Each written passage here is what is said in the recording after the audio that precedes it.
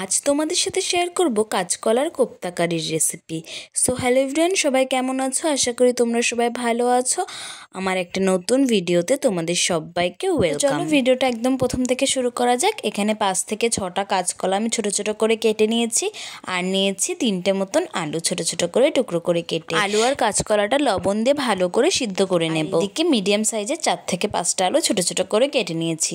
এই আলুগুলো লাগবে গ্রেভির জন্য। যে 4 থেকে 5 মিনিট ঢাকনা বন্ধ করে সিদ্ধ করলে দেখবে আলু আর কাঁচকলাটা খুব ভালো করে সিদ্ধ হয়ে গিয়েছে। এবার এটা নামিয়ে নেব। এদিকে একটা মিক্সিং জার নিয়ে নিয়েছি, তার মধ্যে বেশ কিছুটা আদা কুচি, ধরো 2 ইঞ্চি মতন আদা ছোট ছোট করে কুচি করে নিয়েছি, আর নিয়েছি ঝাল অনুযায়ী কাঁচা লঙ্কা। এবার আদা আর কাঁচা লঙ্কাটা জল দিয়ে ভালো করে একটা মিহি করে পেস্ট করে নিয়েছি। আদা কাঁচা লঙ্কা বাটাটা একটা পাত্রে রেখে ওই একই মিক্সচারের মধ্যে নিয়ে নিয়েছি একটা টমেটো 4 ফালি করে কেটে, আর নিয়ে নিয়েছি 3 চামচ মতন সাদা তিল। ওটাকেও ভালো করে জল দিয়ে একটা মিহি করে পেস্ট করে নিয়েছি। এদিকে সিদ্ধ করা আলু আর কলাটা ঠান্ডা হয়ে গিয়েছে। এবার জল থেকে আমি তুলে নেব। আলুগুলো প্রথমে তুলে নিয়েছি, তারপরে কাঁচকলাগুলো নিয়ে নিলাম। কাঁচকলাগুলো কিন্তু ভালো করে সেদ্ধ হয়ে গিয়েছে, তাই খুব সহজেই কিন্তু কাঁচকলার খোসাগুলো ছাড়িয়ে গিয়েছে। এবার আলু আর কাঁচকলাগুলো একসাথে ম্যাশ করে নেব। প্রথমে চামচ দিয়ে করছিলাম, তারপরে ভাবলাম না, হাত দিয়ে করলে বেশি ভালো হবে, তাই হাত দিয়ে ভালো করে সমস্ত আলু আর কলাটা একসাথে ম্যাশ করে নিলাম। এবার ওর মধ্যে একে একে দিয়ে দেব প্রথমে পরিমাণ মতন লবণ, পরিমাণ মতন হলুদ, আর দিয়েছিলাম 4 চামচ মতন চালের গুঁড়ো। চালের গুঁড়োটা কিন্তু একটু পরিমাণ বুঝে দেবে, যাতেই ডোটা একটু শক্ত হয়। এবার এর মধ্যে দিয়ে দিলাম 4 চামচ মতন আদা আর কাঁচা লঙ্কা বাটাটা, আর দিয়ে দিলাম 1 চামচ মতন লঙ্কার গুঁড়ো আর 1/2 চামচ মতন জিরের গুঁড়ো। এবার সবকিছু ভালো করে একসাথে মাখিয়ে নেব। এটা মাখার সময় একটু খেয়াল রাখবে যাতে এই ডোটা একটু শক্ত হয়। যেহেতু কলা একটু নরম হবে, তাই একটু চালের গুঁড়োটা পরিমাণ বুঝে দেবে যাতে ডোটা একটু শক্ত হয়, না হলে কিন্তু বড়াগুলো ভেঙে যেতে পারে। এবার গ্যাস ওভেন অন করে একটা কড়াই বসিয়ে দিয়েছিলাম। কড়াইটা যখন ভালো করে গরম হয়ে গিয়েছে, তারপরে ওর মধ্যে বেশ কিছুটা সাদা তেল দিয়ে দিয়েছিলাম। তেলটাও ভালো করে গরম করে নিয়েছি। তারপরে ওর মধ্যে দিয়ে দেব একে একে বড়াগুলো। দেখে বুঝতেই পারছো ডোটা কেমন হয়েছে। এইভাবেই ডোটা একটু শক্ত টাইপের করবে, না হলে কিন্তু বড়াগুলো ভেঙে যাবে। মিডিয়াম আছে এক পিঠ ভেজে নিয়েছি। এক পিঠ ভাজা হতে ওই 2 থেকে 3 মিনিট মতন সময় লেগেছে। তারপরে এক পিঠ লালচে হয়ে ভাজা হয়ে গেলে উল্টে আর এক পিঠও একইভাবে সময় নিয়ে লালচে করে ভেজে নেব।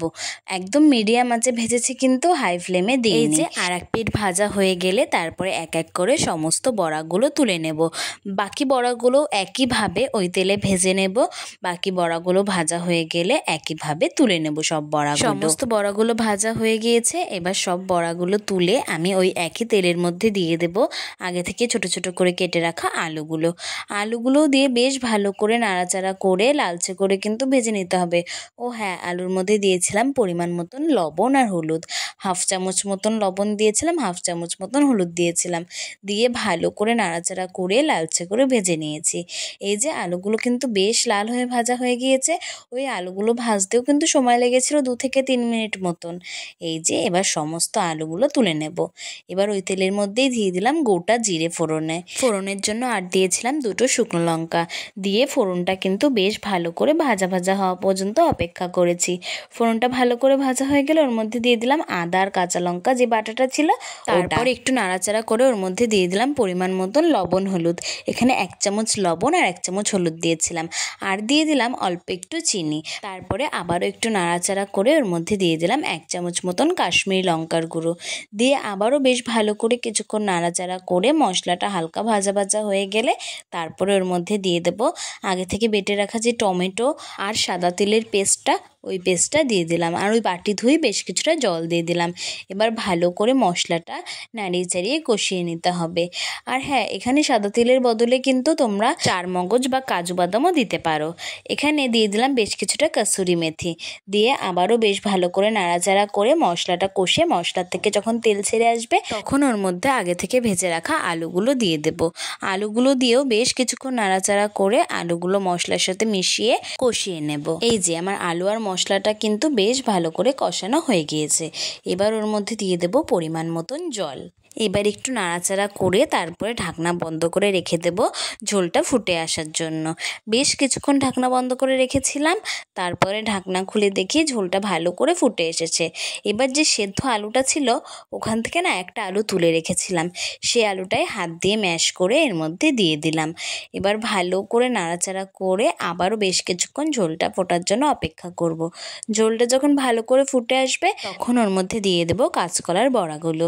এবার একটু নাড়াচাড়া করে তারপর ওর মধ্যে দিয়ে দেবো হাফ চামচ মতন গরম মশলা। বড়াগুলো কিন্তু ঝোলে দেওয়ার পরে বেশিক্ষণ ঝোলটা ফোটালে হবে না, তাহলে কিন্তু বড়াগুলো নরম হয়ে যাবে বেশি। এবার হালকা হাতে একটু নাড়াচাড়া করে তারপরে গ্যাসের ওভেন অফ করে নামিয়ে নিলে রেডি আমাদের আজকের রেসিপি কাঁচকলার কোপ্তা। দেখলে তো রেসিপিটা কতটা ইজি। এই রেসিপিটা যতটাই ইজি ততটাই কিন্তু খেতে টেস্টি। নিরামিষের দিনে আর চিন্তা কিসের, এইরকম একটা রেসিপি হলে আর কিন্তু কিচ্ছু লাগবে না। যারা এখনো ট্রাই করোনি তারা কিন্তু একবার হলেও ট্রাই করে দেখো বাড়িতে। আজকের ভিডিওটা তোমাদের কেমন লাগলো অবশ্যই কমেন্টে জানিও। ভালো লাগলে লাইক কমেন্ট শেয়ার করো। ইউটিউব থেকে যদি দেখে থাকো ভিডিওটা চ্যানেলটাকে সাবস্ক্রাইব করে দিও, আর ফেসবুক থেকে দেখলে প্রোফাইলটাকে ফলো করে পাশে থেকো। আজকের মতন এটুকুই, সবাই ভালো থেকো, সুস্থ থেকো। কাল আবার কোনো নতুন ভিডিওতে তোমাদের সাথে দেখা হবে, ততক্ষণের জন্য টাটা বাই।